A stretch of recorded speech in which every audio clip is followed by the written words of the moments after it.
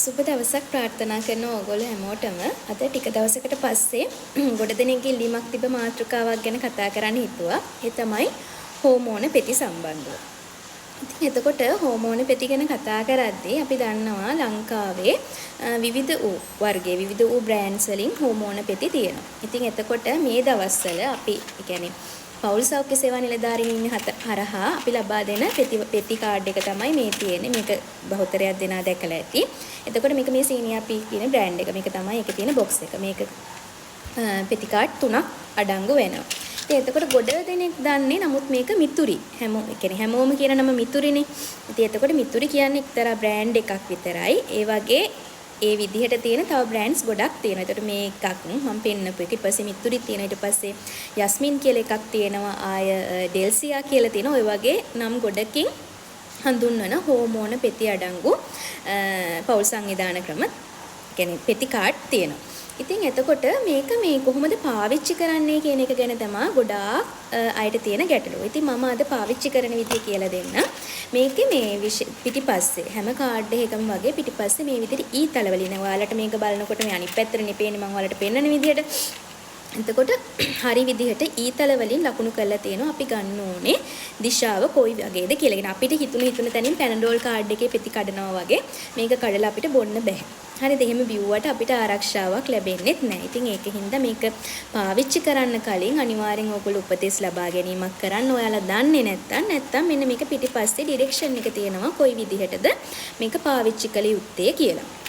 ඉතින් එතකොට මේකේ දැන් ඔයගොල්ලන්ට පේනවා පාට දෙකකින් තියෙන පෙති වර්ග දෙකක් තියෙනවා. දැන් මේකේ තියෙන්නේ සුදු පාටයි කහ පාටයි. සමහර ඒවායි තියෙනවා සුදු පාටයි රතු පාටයි. ඉතින් එතකොට මේ වගේ පාට දෙකකින් අඩංගු වෙනවා. එතකොට මේ සුදු පාට පෙතිවල තමයි හෝමෝන අඩංගු පෙති තියෙන්නේ. මේ ඉතුරු පෙති මෙතන තියෙන කහ පාටනේ ඒ වගේ හෝමෝන අඩංගු වෙන්නේ නැහැ.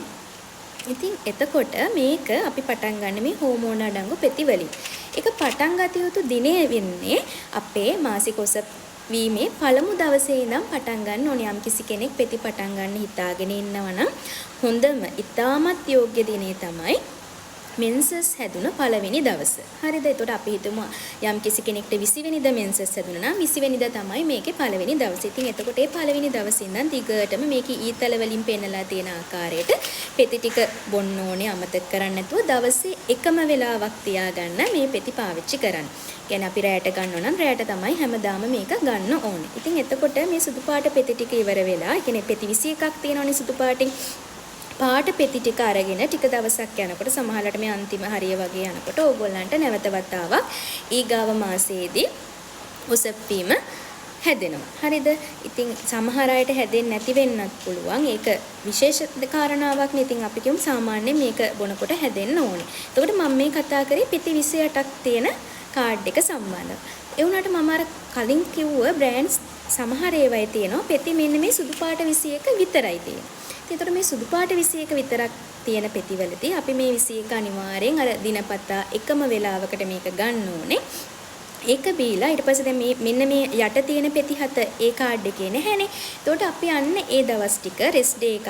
ඒ කියන්නේ ඒ දවස් හත ඉඳලා තමයි ආය අලුත් පෙති කාඩ් එකක් පටන් ගන්න ඕනේ. ඒ කියන්නේ දැන් අර ඒකේ තියෙන්නේ මෙන්න මේ ටික නැතුව ඔන්න ඔය විදිහට මෙන්න මේ සුදු පාට පෙති ටික විතරයි අර සමහර කාඩ් වල තියෙන. ඉතින් එතකොට මෙන්න මේ පෙති ටික නැති හින්දා දැන් අපි තුමු දින 21ක් බිව්වා. එතකොට එයා පෙති දවස් 7ක් ඉඳලා ඊගාව දිනේ ඉඳන් නැවත පළවෙනි කාඩ් එක ඊළඟ කාඩ් එක පටන් ගන්න ඕනේ. ඉතින් එතකොට අන්න ඒ කෙනාට මේ පෙති ටික නැති වුණාට අර කිව්ව දවස් ටිකේදී නැවත වතාවක් ඒගොල්ලන්ගේ ඔසප් වීම ආරම්භ වීමක් සිද්ධ වෙනවා. බොහෝ වෙලාවට දින 28න් 28ට වගේ වෙනවා. ඉතින් මේ අවසාන පෙත්ත වගේ බොනකොට මෙන්සස් හැදෙන්න පටන් ගන්නවා. ඉතින් එතකොට මෙන්න මේක බොනකොට විශේෂයෙන් මතක තියාගන්න ඕනේ මේ පෙති බොන එක අමතක කරන්න එපා. එහෙම අමතක වෙන අය ඉන්නවනම් විශේෂයෙන් ළමයි ගොඩක් ඉන්න කෙනෙක් නම් නයිට් ඩියුටි යන කෙනෙක් නම් හරිද? ගෙදර වැඩ එමටයි නම් ඒ කියන්නේ සමහර අය කාන්තාවන්ට කියලා ඉවර කරන්න බැරි තරම් වැඩ තියෙනවා. හරිද? ඒතර සමහර අය නයිට් ඩියුටි යනවා. සමහර කටට දරුවෝ ගොඩාක් ඉන්නකොට මේ පෙති බොන්න අමතක කරනවා. අන්න ඒ වගේ කෙනෙක් මේක පාවිච්චි කරන්න එපා. කියන්නේ මම දෙන උපදේශයක් මේක කවුරුත් කියලා නැහැ පාවිච්චි කරන්න එපා කියලා. පාවිච්චි කරන්න එපා කියන හේතු තියෙනවා. නමුත් මම කියන්නේ මොකද බොහෝ දෙනෙක්ට මේක අමතක වෙනවා. ඉතින් අන්න ඒ හින්දා එහෙම අමතක වෙන්නේ නැතුව මට මේක මතක් කරලා බොන්න පුළුවන් කියලා හිතන කෙනෙක් ඉන්නවා නම් විතරක් මේක පාවිච්චි කරන්න පටන් ගන්න. මොකද අමතක වුණොත් එහෙම ඕගොල්ලෝ අවදානමකට ලක් වෙනවනේ. ඒ කියන්නේ අනවශ්‍ය ගැප් ගැනීමක් ඇති වෙන්න අන්න ඒක හින්දා ඒක පාවිච්චි කරන්න යන්න එපා. ඊට පස්සේ විශේෂයෙන් කියන්න ඕනේ මේක කිරි දෙන අම්මා කෙනෙක්ට මේක පාවිච්චි කරන්න බෑ. කිරි දෙන අම්මා කෙනෙක් කියලා කියන්නේ අපි දන්නවා මුල් මාස 6 මුල් දින 180 දී අපි අනිවාර්යෙන් දරුවෙක්ට මව්කිරි ලබා දෙන්න ඕනේ. මුල් දින 180ම මව්කිරි පමණයි කියලානේ කියන්නේ. ඒකට මුල් දින 180 ඒ අම්මට මේක පාවිච්චි කරන්න බෑ. ඊට පස්සේ පාවිච්චි කරන්න පටන් ගන්න පුළුවන්. මුල් දින 180 පාවිච්චි කරන්න පටන් ගන්න බෑ.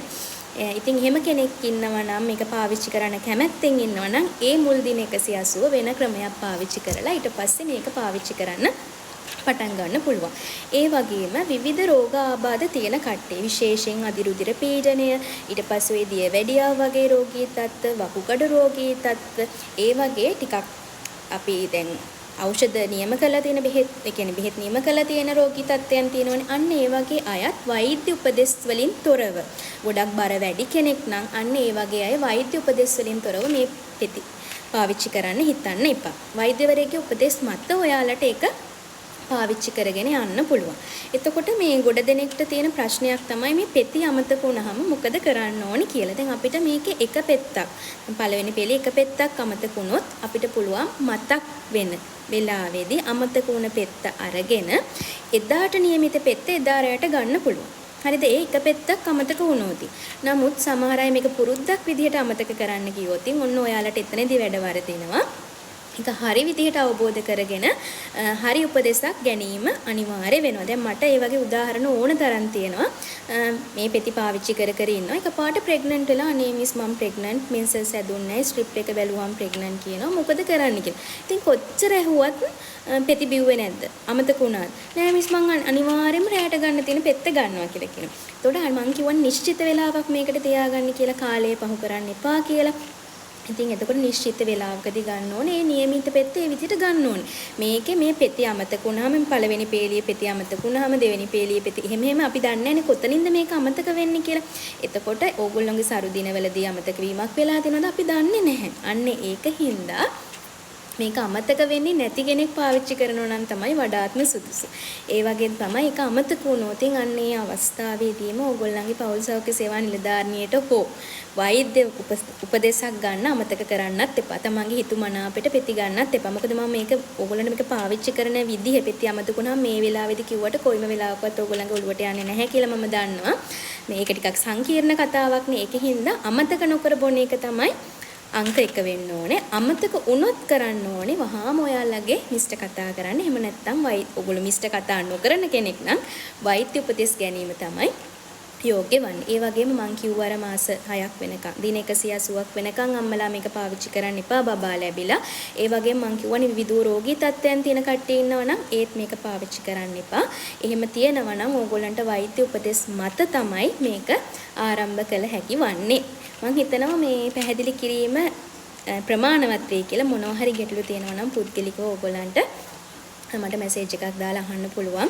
ඒ වගේම මතක් කරන්න ඕනේ සමහර අය ෆෝන් නම්බර් එක ඉල්ලලා මැසේජ් දානවා. මම පෙලක් අයට නම් දෙනවා. ඉතින් දැන් සමහරලාට පිරිමි ළමයිනුත් දානවා. මම දන්නේ නැහැ. ඉතින් ගෑල් ළමයිගේ ප්‍රශ්න කියලා අහනවා. මම සමහර අයට දෙනවා. ඒ කියන්නේ මට මේක ඇත්ත කතාවක් කියලා තේරුණ අවස්ථාවලදී දීලා තිනවා. ඒ උනාට සමහර වෙලාවලට මට හිතෙනවා මේක ෆේක් account එකක්ද දන්නේ නැහැ. ඉතින් අපි දන්නවනේ සමාජ මාධ්‍ය හසුරවනකොට විවිධ ගැටලු අපිට මතුවෙනවා. ඉතින් අන්න ඒ අවස්ථාවලදී මම නොදී හිටපු අවස්ථාවලුත් තියෙනවා. ඉතින් ඕගොල්ලන්ගේ ඇත්ත කතාව කියලා මට පුළුවන් අයට මම පුළුවන් විදිහට උදව් කරලා තියෙනවා. ඉතින් ඔයාලට මට පෞද්ගලිකව මැසේජ් එකක් දාන්න මොන හරි ගැටලු තියෙනවා නම් අපි තවත් දවසක තවත් වීඩියෝ එකකින් හමු වෙමු. ඕගොල්ලන්ට සුබ දවසක්.